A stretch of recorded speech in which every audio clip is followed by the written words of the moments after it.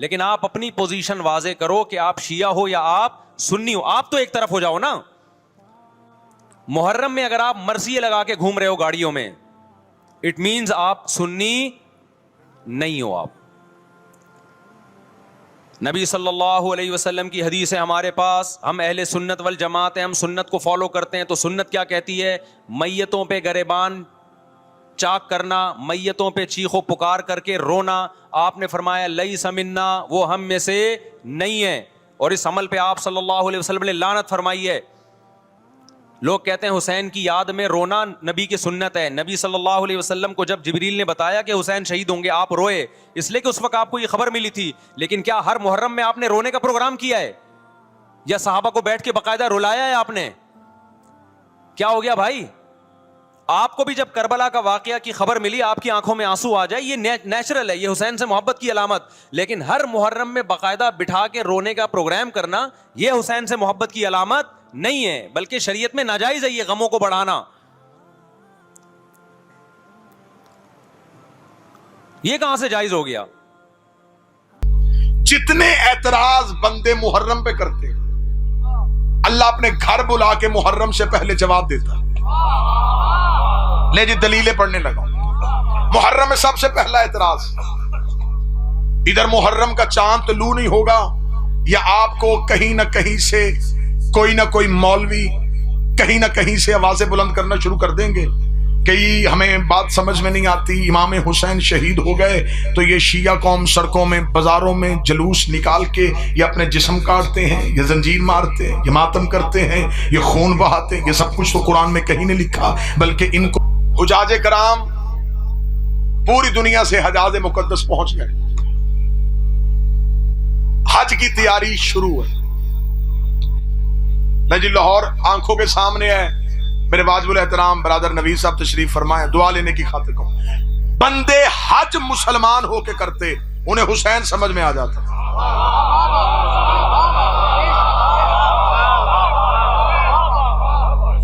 لاہور والوں لوگوں نے حج کیا فیشن سمجھ, حج کیا رواج سمجھ, حج کی حقیقت کو نہیں سمجھا.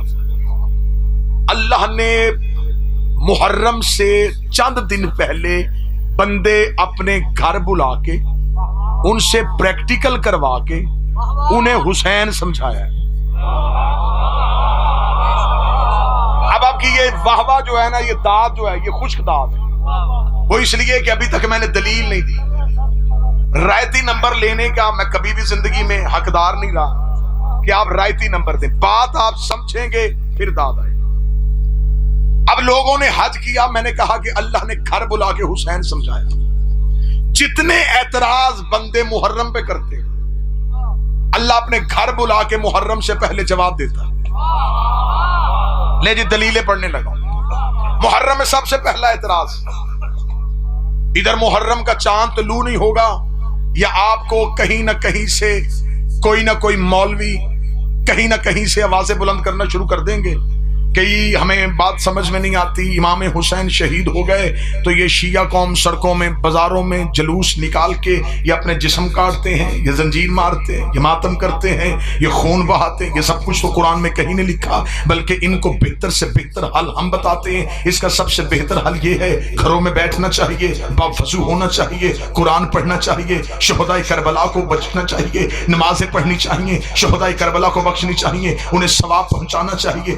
آج کے اس ماڈرن دور میں سانس لینے والا بچہ اس بات کو جلدی قبول کر لیتا ہے کہ یہ بات ٹھیک ہے, بجائے جسم کاٹنے کے, بجائے خون نکالنے کے گھروں میں بیٹھ کے قرآن پڑھتے ہیں, قرآن پڑھ کے کربلا والوں کو ہدیہ کرتے ہیں. اس بات کا اجر زیادہ ہو جائے گا. میں محرم سے پہلے شیعہ قوم کی نوجوان نسل کی نمائندہ خطابت کی حیثیت سے یہ جملے کثرت سیدہ میں ضرور کہنا چاہوں گا کہ جو بندے کہتے ہیں کہ کربلا کے شہداء کو قرآن پڑھ کے بخشنا چاہیے, اس مولوی کی گردن پہ میں گھٹنا رکھ کے اسے یہ منوانے کی کوشش کروں گا. قرآن ہمیشہ اسے بخشا جاتا ہے جو مرنے کے بعد خود نہ پڑھ سکے. قرآن اسے بھیجا جاتا ہے جو مرنے کے بعد خود نہ پڑھ سکے. اور جو نیزے کی نوک پہ قرآن کی تلاوت کرتا ہو وہ تیری آیتوں کا محتاج نہیں ہے, وہ تیری تلاوتوں کا محتاج نہیں ہے. اور قرآن کاریوں کو بخشا جاتا ہے, وارثوں کو نہیں بخشا جاتا.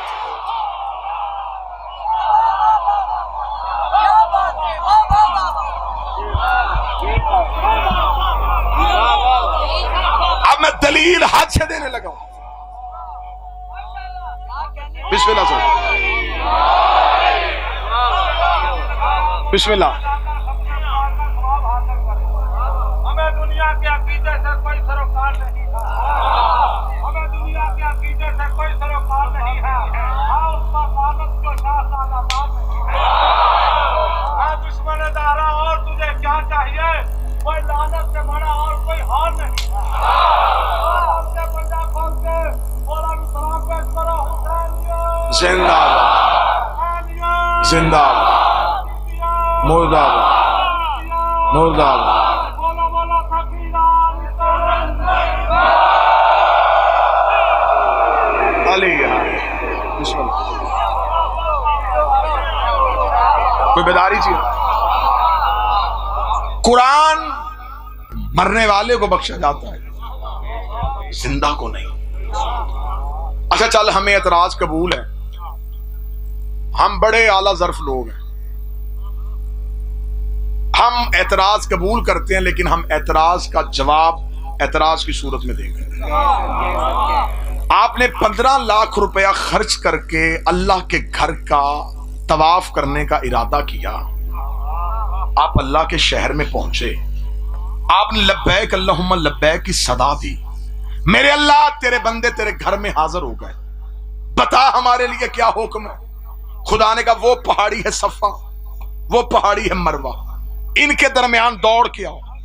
وہاں مولوی اللہ سے پوچھتا, یہاں دوڑنے سے ابراہیم کو کیا ملے گا؟ نہیں نہیں نہیں نہیں نہیں, مجھے وہ تائید ابھی آئی نہیں.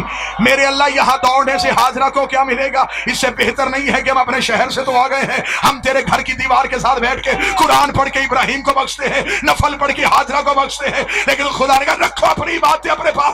اگر 2-4 سال یہاں کوئی نہ دوڑا تو دنیا کو پتہ ہی نہیں چلے گا کہ یہاں ہوا کیا تھا. مجھے عزت غازی کی قسم, اگر ہر سال حسین کے ماتمی یا حسین کہہ کے گلیوں میں نہ آئے, دنیا کو پتہ ہی نہ چلے حسین کون تھا. یزید. یہ ماتم کا اثر ہے, یہ ماتم کا اثر ہے. بسم اللہ. یہ ماتم کا اثر ہے. بابا ذکی صاحب, دنیا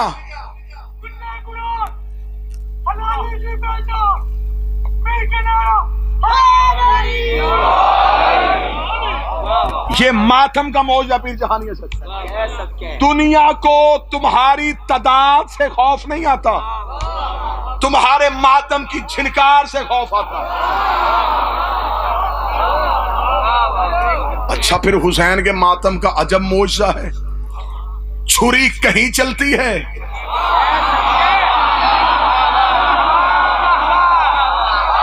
کلیجہ کہیں کٹ جاتا.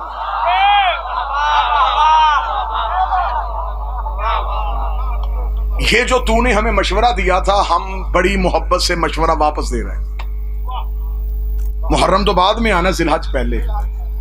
اللہ کے گھر میں جا کے کہو کہ ہم نے کوئی نہیں دوڑنا. اگر مولوی نے کہا کہ ہم یہاں نہیں دوڑیں گے تو یہ جملہ خطیب آل محمد قبلہ حضرت سنزیدی کا ہے. وہ کہتے ہیں کہ اگر کسی حاجی نے کہا کہ میں نہیں دوڑوں گا تو خدا کہے گا یا یہاں دوڑو یا یہاں سے دوڑو. یہاں دوڑنا پڑے گا. میرے مالک, ہم تو نمازیں پڑھنے کے لیے آئے تھے, تو نے کس کام میں لگا دیا؟ دوڑو یہاں پہ. یہاں ایک بی بی دوڑی تھی, دوڑ کے واقعہ زندہ کرو. واپس اپنے اپنے ملک جاؤ گے, لوگ پوچھیں گے کیا کیا, تم کہے ہم دوڑے. وہ پوچھیں گے کیوں دوڑے, تم بتاؤ گے حاجرہ کی کہانی. بات پھیلتی چلی جائے گی. ہم بھی ہر سال محرم میں وہی کرتے ہیں کہ کربلا پھیلتی چلی جائے. پہلا اعتراض جواب حج سے ملا. دوسرا اعتراض, ٹھیک ہے جی آپ امام حسین علیہ السلام کا ماتم کیا کریں, لیکن یہ آپ خود ہی کپڑا لاتے ہیں, خود ہی چومتے ہیں, خود ہی تعزیہ بناتے ہیں, خود ہی چومتے ہیں. یہ چیز سمجھ میں نہیں آتی. میں یہ چیز بھی سمجھا دیتا ہوں جناب, آپ محبت سے سوال کریں تو صحیح. ہم آپ کو یہ بھی سمجھا دیتے ہیں. آپ نے کہا کہ اپنے ہاتھ سے بنائی چیز کیسے چومی جا سکتی ہے؟ آپ حج کرنے کے لیے گئے, وہاں آپ صرف غلاف کعبہ نہیں چوم کے آئے, وہاں آپ ایک پتھر بھی چوم کے آئے. جو بندہ یوں کر رہا ہے نا, وہ ٹی وی پہ لائیو حج ضرور دیکھے کہ جو میں کہہ رہا ہوں ایسا حج میں ہوتا ہے. حجر اسود پر ہر بندہ نہیں پہنچ سکتا نوید بھائی, وہاں لاکھوں کا ہجوم ہوتا ہے, اور جو حجاج کرام پہلی بار جاتے ہیں ان کی حسرت, ان کی خواہش تو بڑی ہوتی ہے زوار بھائی کہ کسی نہ کسی طریقے سے ہم حجر اسود تک پہنچ سکیں. لیکن جب وہ حجر اسود تک نہیں پہنچ سکتے, وہ رش سے گھبرا جاتے ہیں, تو وہاں پہ کھڑے ہوئے معلمین سے پوچھتے ہیں کہ ہماری بڑی حسرت تھی, ہم حجر اسود کا بوسہ لیں, ہم حجر اسود تک نہیں پہنچ سکتے, ہمارے لیے شریعت میں کوئی دوسرا رستہ ہے؟ انہوں نے کہا ہاں دوسرا رستہ ہے. جب تم طواف کعبہ کرتے ہوئے حجر اسود کے بالکل سامنے آ جاؤ تو اپنے ہاتھ کو اپنے احرام سے نکالو, اپنے دائیں ہاتھ کو حجر اسود کی جانب کرو, اور پھر اپنے ہاتھ کو حجر اسود سمجھ کے چومو, اپنے ہاتھ کو حجر اسود سمجھ کے چومو.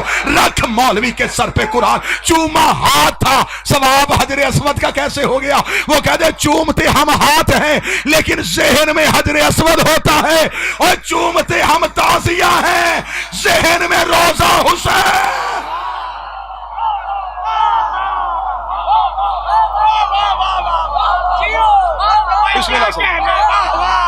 ہم بھی چومتے ہاتھ ہیں. کو بات سمجھ میں آ رہی ہے نہیں آ رہی؟ وہاں پہ حجر اسود کا بوسہ لے لینا, یہاں علم نہیں چومنا, وہاں ہاتھ چوم لینا,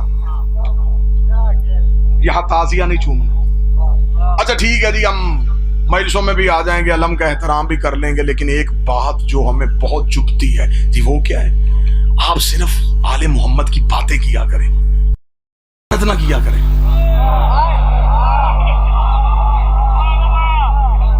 اور سب لعنت کیوں نہیں کرنے دیتے؟ او جی چھوڑیں جی لعنت, یہ اللہ اور بندوں کا معاملہ, جس نے غلط کیا ہوگا اللہ سزا دے گا. ہم کون ہوتے ہیں اللہ کا کام کرنے والے؟ سزا وہ دے گا. یزید برا ہے, وہ سزا دے گا. جو برا ہے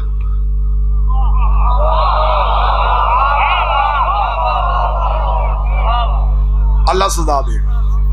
آپ لعنت کیوں کرتے ہیں؟ اچھا آپ کو ہماری لعنت اچھی نہیں لگتی تو جناب حج کرنے گئے تھے, طواف کر کے آتے, شیطان کو پتھر کیوں مار کے آئے ہو؟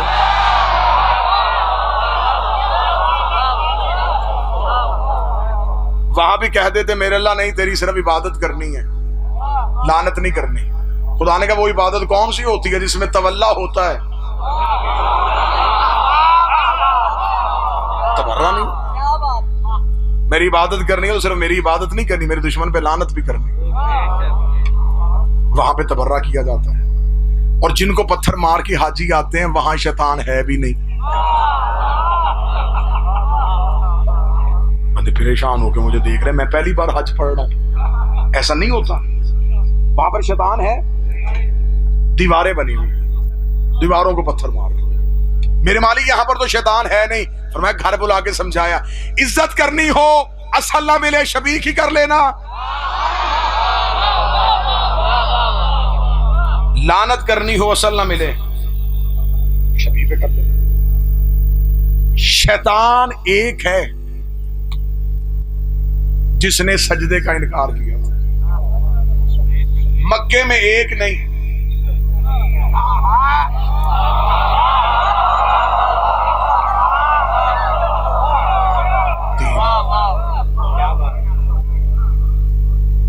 میں غلط کہہ رہا ہوں؟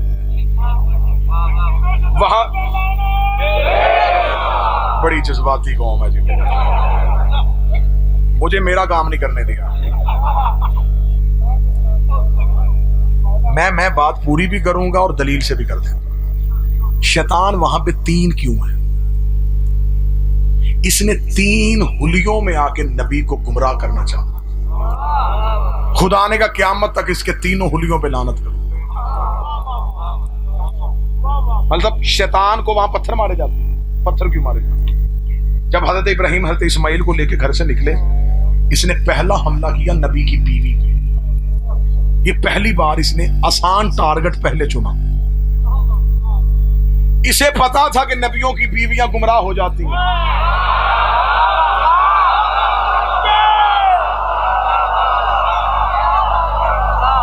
पूरी सुन लेना, नूह और लूत की बीवियां गुमराह हो गई थी। अब लाहौर में जो बंदा 70 का लहू करेगा वो मेरा लहू करेगा। इब्राहिम की बीवी हाजरा पे हमला ये सोच के इब्लीस ने किया कि नबी की बीवी गुमराह हो सकती है, लेकिन उस बदबख्त को ये नहीं पता था कि नबियों की बीवियां गुमराह हो जाती हैं, मासूम की माएं गुमराह नहीं। सिर्फ इब्राहिम की बीवी होती, गुमराह होने का खदशा था। इस्माइल की मां भी थी, मासूम की मां। अल्लाह ने नूह की बीवी नाफरमान थी, अल्लाह ने औलाद दी, उसने बेटा भी गुमराह कर लिया। अक्सर बच्चे अम्मियों की वजह से जहन्नम में चले जाएंगे।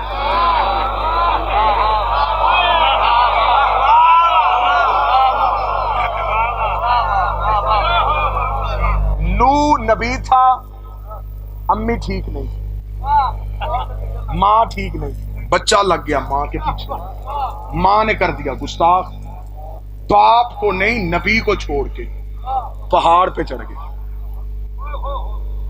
पहाड़ पे चढ़ गया और डूब गया। ऐसा ही कुरान यहां ले आओ, नूह का बेटा डूबा, तरबियत बाप ने नहीं की, बचपन से माँ ने गुस्ताख किया। अब यूं हवा के झोंके की तरह गुजर जाऊंगा। मैं दिल से दुआ करता हूं कि हर बंदा ना ही समझे। हाँ, मैं दुआ करने लगा हूं, अब जो समझेंगे वो खुद ही बोल पड़ेंगे।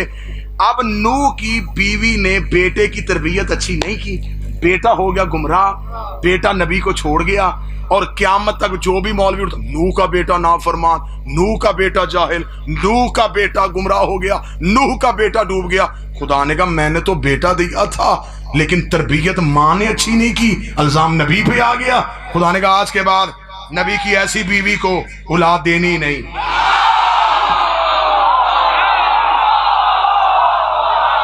बैठा कोई बंदा माइले समझ गया चलेगा। सारे बोलो, हाथ उठा के बोलो हैदरिया।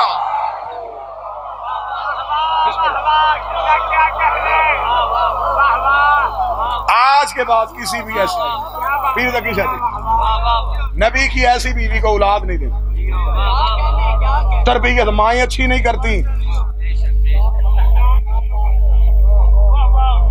की प्रोग्राम इल्जाम। अब इसने पहला हमला किया, बीबी हाजरा पे दरवाजे पे दस्तक दी। अच्छा, ये इब्लीस के पास अल्लाह की दी हुई ताकत में से एक ताकत है कि ये रूप बदल लेता है,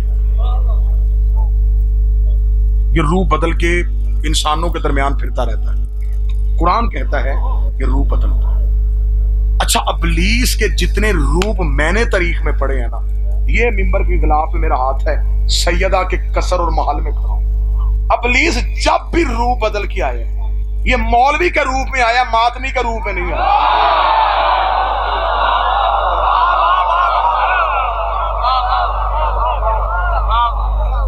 रूप बदला। मासूम से एक बंदे ने आकर पूछा था, उसने कहा मौला ये इब्लीस रूप बदलता है? इमाम ने फरमाया बिल्कुल बदलता है, ये नबियों के सामने शक्लें बदल के आता है तो नबी पहचान लेते हैं। उसने कहा मौला मासूम की आंख में इतनी ताकत होती है कि मासूम पहचान लेता है कि ये इंसान नहीं, ये शैतान है, हम तो गैर मासूम हैं, अल्लाह ने हमें तो वो ताकत बख्शी नहीं है, तो हमें भी कोई निशानी बता दे कि हमें भी पता चल जाया करे कि ये बंदा इंसान है, ये शैतान है। जो बंदा रात के इस पहर में मुकद्दर की तरह जाकर वह जुमला समझेगा। मासूम ने मुस्कुरा के फरमाया जहां कहीं ऐसा शक हो, हमारे दादे अली के फजाइल पढ़ने शुरू कर दिया करो, सामने वाला चेहरा खिल जाए तो समझना इंसान का बच्चा बैठा है, अगर चेहरा बिगड़ जाए समझना शैतान का। फजाइल अली से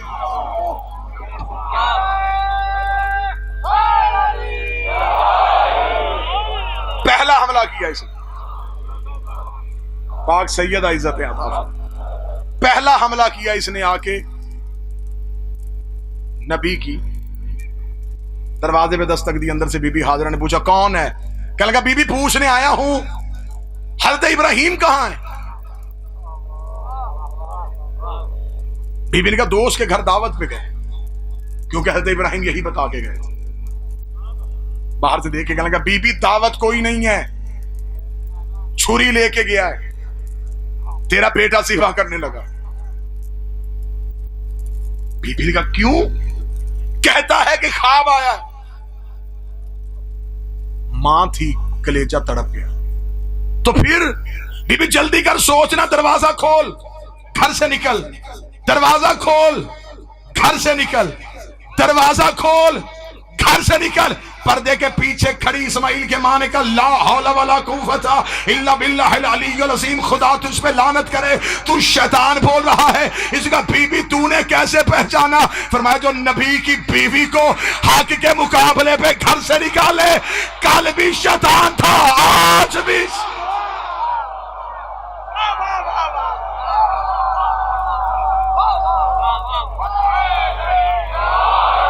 تو نے نبی کی بیوی کو نکالنے, تو شیطان ہے. اب جب پہلے شیطان کو کنکر ماری جاتی ہے تو صرف شیطان کو نہیں لگتی, ہر اس بندے پہ لعنت ہوتی ہے جس نے جس دور میں جس بھی نبی کی بیوی کو حق کے مقابلے پہ گھر سے نکالا.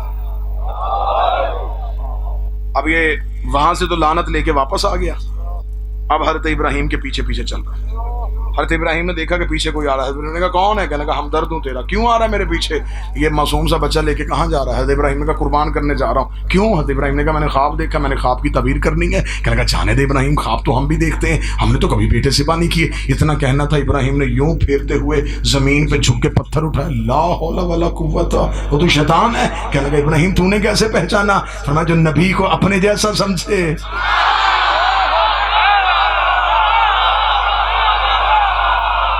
بندہ تو ہوتا ہی نہیں. اب جب دوسرے شیطان کو کنکر ماری جائے تو شیطان کو نہیں لگتی, ہر اس کردار پہ لعنت جس نے جس دور کے نبی کو اپنے جیسا سمجھا. اور بعض بندے اتنے مظلوم ہیں کہ مار بھی خود رہے ہوتے ہیں.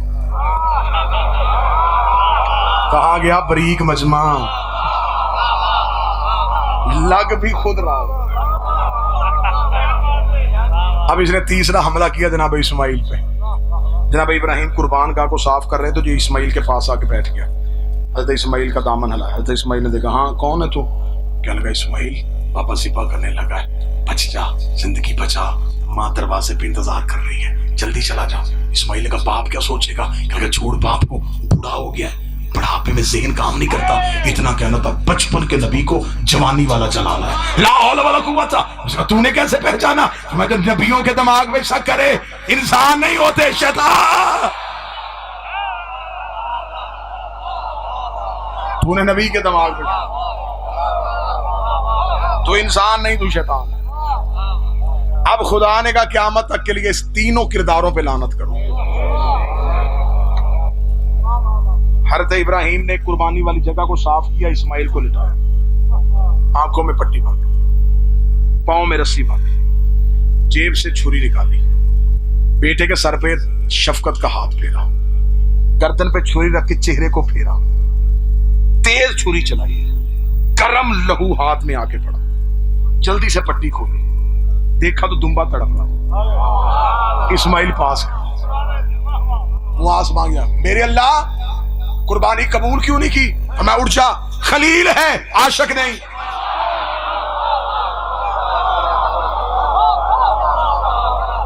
میرے مالک عاشق کیوں نہیں؟ فرمایا پٹی کیوں باندھی؟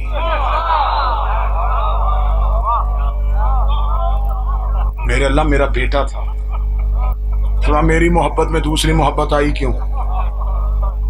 تجھے نہیں پتا میں لا شریک ہوں, میں شرکت برداشت نہیں کرتا. ابراہیم کے ہاتھ میں بیٹے کا لہو تھا, منہ آسمان کی طرف کر کے کہا اب آنکھوں کے سامنے بیٹا ذبح کروں؟ یا تو باپ نہ بناتا, ایسے کیسے ہو سکتا ہے؟ خدا نے کہا انتظار کر, دکھاؤں گا میں تیری قربانی کو ذبح عظیم میں بدل رہا ہوں. इब्राहिम इंतजार करता रहा। 10 मुहर्रम इधर हुसैन ने अकबर के जिगर से बरसी का फल निकाला। आवाज़ परवरदिगार आई, या इब्राहिम तूने कहा था कि ऐसे बाप कौन से होते हैं। इब्राहिम ने देखा ना हुसैन की आंखों में पट्टी, ना अकबर के पांव में रस्सी। इब्राहिम की आवाज आई, उठ इस्माइल वापस चले, ये और हैं हम और